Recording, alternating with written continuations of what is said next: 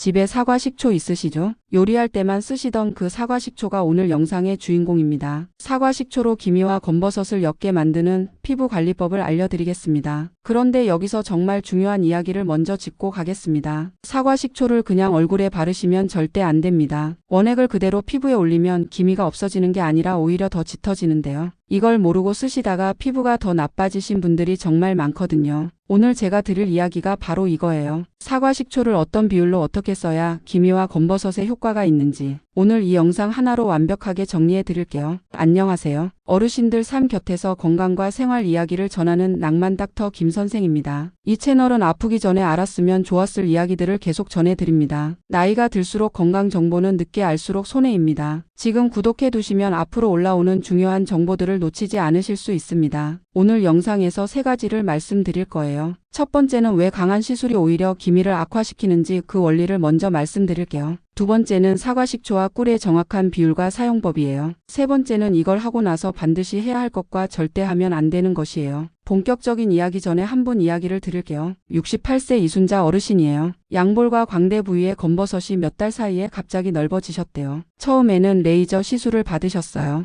비용이 만만치 않았지만 없애고 싶으셨거든요. 시술 직후에는 잠깐 밝아진 것 같았대요. 그런데 2달이 지나니까 오히려 전보다 더 짙고 더 넓어진 검버섯이 올라왔어요. 그분이 저한테 이러셨어요. 선생님, 돈도 돈인데 이게 더 심해지니까 너무 속상해요. 뭘 믿어야 할지 모르겠어요. 이분만의 이야기가 아니에요. 강한 시술이 오히려 색소를 더 악화시키는 경우가 실제로 많아요. 이유가 있어요. 60대 이후 피부는 20대 피부와 구조 자체가 달라요. 우리 피부 표면에는 지질로 이루어진 얇은 보호막이 있어요. 이 막이 외부 자극을 차단하고 수분을 붙잡아두는 역할을 해요. 그런데 나이가 들면서 여성 호르몬이 감소하고 피부 세포 재생 주기가 길어지면서 이 보호막이 눈에 띄게 얇아집니다. 이 상태에서 강한 레이저나 화학적 자극을 주면 피부가 극도의 위기 상황으로 인식해요. 그러면 피부 안쪽 멜라닌 세포가 비상 반응을 시작하면서 피부를 지키겠다고 색소를 폭발적으로 만들어내는 거예요. 기미를 없애려고 했던 시술이 오히려 멜라닌 공장을 과잉 가동시키는 역설이 생기는 거예요. 실제로 2018년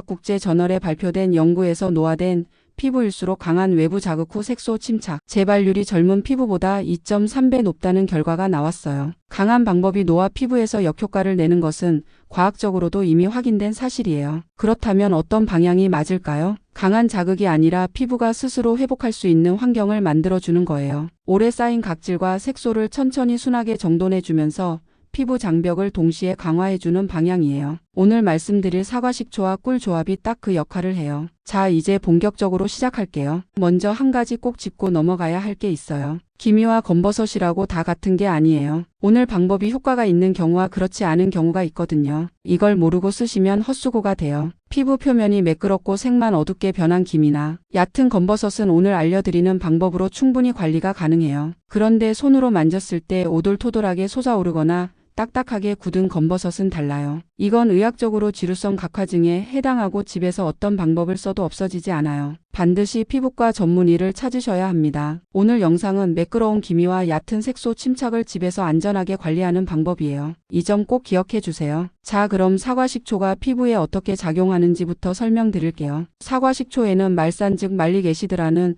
천연 유기산이 풍부하게 들어있어요. 이 성분은 AHA 알파하이드록시산 계열에 속하는 각질 관리 성분이에요. 우리 피부 표면에는 오래된 각질 세포들이 단백질 접착제로 결합되어 쌓여 있어요. 나이가 들면 피부 재생 주기가 60일 이상으로 늘어나면서 이 묵은 각질이 제때 떨어지지 못하고 겹겹이 쌓여요. 이렇게 쌓인 각질층이 기미와 검버섯을 더 짙고 뚜렷하게 보이게 만드는 주요 원인 중 하나예요. 사과 식초의 말산 성분이 이 단백질 접착제를 부드럽게 녹여내요. 묵은 각질이 자연스럽게 정돈되면서 그 아래 눌려있던 색소도 함께 밀려나오게 됩니다. 강제로 벗겨내는 게 아니라 결합을 풀어주는 방식이에요. 거기다 사과 식초의 발효 과정에서 만들어지는 폴리페놀 성분이 강력한 항산화 작용을 해요. 활성산소가 피부 세포를 공격해서 멜라닌을 과도하게 만들어내는 것을 억제해줘요. 기미를 새로 만들어내는 신호 자체를 줄여주는 역할이에요. 그런데 사과식초만 단독으로 쓰시면 절대 안 돼요. 사과식초 원액의 pH는 약 2에서 3이에요. 우리 피부 정상 pH인 5.5보다 훨씬 강한 산성이에요. 원액을 그대로 피부에 올리면 얇아진 피부 장벽이 자극을 받아서 오히려 멜라닌이 더 활성화될 수 있어요. 그래서 아까 말씀드린 꿀이 필요한데요. 꿀 속에는 글루콘산이라는 성분이 들어 있어서 사과 식초의 강한 산성을 피부 친화적인 수준으로 완충시켜줘요. 동시에 꿀의 강력한 흡습 성분이 공기 중 수분을 피부로 끌어당겨 촉촉한 환경을 만들어줘요. 수분이 충분한 환경에서 사과 식초의 유효 성분이 훨씬 안전하고 효과적으로 피부에 작용해요.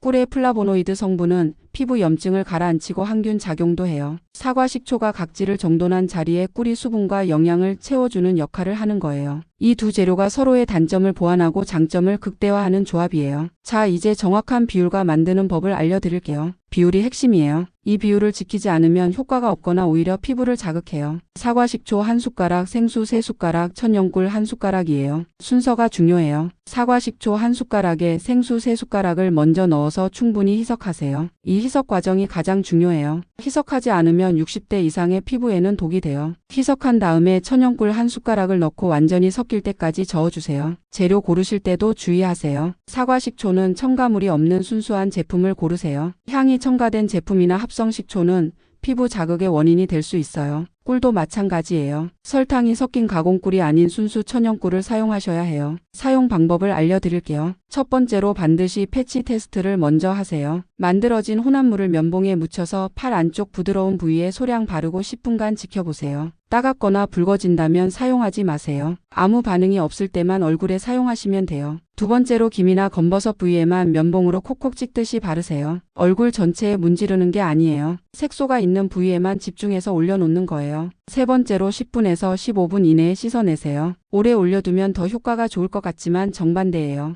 혼합물이 마르기 시작하면 삼투압 작용으로 피부 속 수분을 역으로 빨아들여요. 반드시 시간을 지키세요. 네 번째로 미지근한 물로 부드럽게 헹궈내시고 씻어낸 직후 30초 안에 보습 크림을 발라주세요. 이 마무리 단계가 빠지면 오늘 한 모든 노력이 물거품이 돼요. 일주일에 한 번에서 두 번이 가장 적당해요. 매일 한다고 더 빨리 좋아지지 않아요. 피부가 스스로 회복하는 시간을 반드시 줘야 합니다. 자, 이제 마지막으로 이것을 하고 나서 반드시 해야 할 것과 절대 하면 안 되는 것을 말씀드릴게요. 이걸 모르시면 오늘 한 모든 노력이 오히려 피부를 더 검게 만드는 역효과로 돌아올 수 있어요. 절대 가볍게 들으시면 안 됩니다. 영상 끄지 마시고 끝까지 시청해주세요. 사과 식초의 말산 성분이 묵은 각질을 정돈하고 나면 그 아래에 새로운 세포가 드러나요. 이새 피부세포는 아기 피부처럼 아주 예민하고 자외선에 취약해요. 이 상태에서 자외선 차단제를 바르지 않고 외출하면 어떻게 될까요? 새로 드러난 피부가 자외선을 그대로 흡수해요. 피부는 비상 상태를 선포하고 멜라닌을 어제보다 더 많이 만들어내요. 정성껏 관리했던 기미 부위가 다음날 더 짙어지는 최악의 결과가 생겨요. 사과 식초 팩을 한 다음 날은 반드시 외출 30분 전에 자외선 차단제를 꼼꼼히 발라주세요. 집 안에만 계시더라도 창문을 통해 들어오는 자외선이 있으니까 가볍게라도 바르는 습관을 가지세요. 자외선 차단을 철저히 하지 않으실 계획이라면 차라리 오늘 알려드린 방법을 하지 않으시는 게 나아요. 이건 선택이 아닌 필수예요. 그리고 먹는 것에서도 중요한 게 있어요. 많은 분들이 모르시는 사실이 있어요. 설탕이 피부 색소 침착을 악화시킨다는 거예요. 설탕을 섭취하면 혈당이 급격히 올라가요. 이때 체내에서 당화 반응이 일어나는데 이 반응이 피부 콜라겐을 굳히고 탄력을 떨어뜨려요. 동시에 혈당 급등이 반복되면 피부 염증 수치가 올라가고 그 염증이 멜라닌 세포를 자극해요. 나이가 들수록 신진대사 능력이 떨어지기 때문에 설탕이 피부에 미치는 악영향이 젊을 때보다 훨씬 크게 나타나요. 달콤한 과자나 탄산음료를 즐기시는 분들의 기미가 더 빠르게 짙어지는 이유가 여기 있어요. 설탕 대신 비타민C가 풍부한 식품을 가까이 하세요. 비타민C는 멜라닌 생성에 관여하는 티로시나제 효소를 억제하는 효과가 있어요.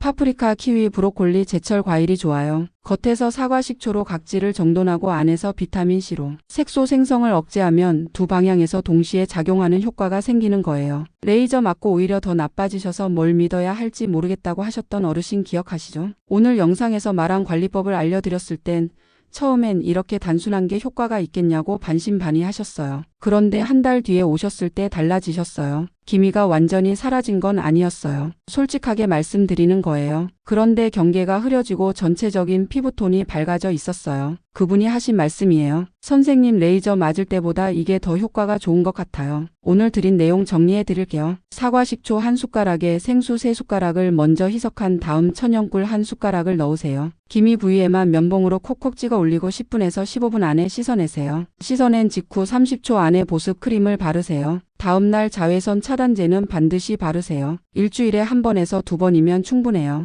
2주면 기미 경계가 흐려지기 시작하고 한 달이면 피부톤이 전체적으로 밝아지고 두 달이면 화장이 훨씬 얇게 잘 받는 날이 옵니다. 오늘 저녁 부엌에서 사과 식초 꺼내세요. 거기서부터 시작입니다. 이 영상이 도움이 되셨다면 좋아요 한번 눌러주시고 기미 검버섯 고민 있는 분께 꼭 공유해주세요. 댓글로 여러분의 피부 고민이나 변화 후기 남겨주시면 하나하나 다 읽고 답해드립니다. 구독과 알림 설정도 해두시면 앞으로 꼭 필요한 건강 이야기를 놓치지 않으실 수 있습니다. 오늘도 건강하시고 거울 앞에서 환하게 웃으시는 하루 되세요.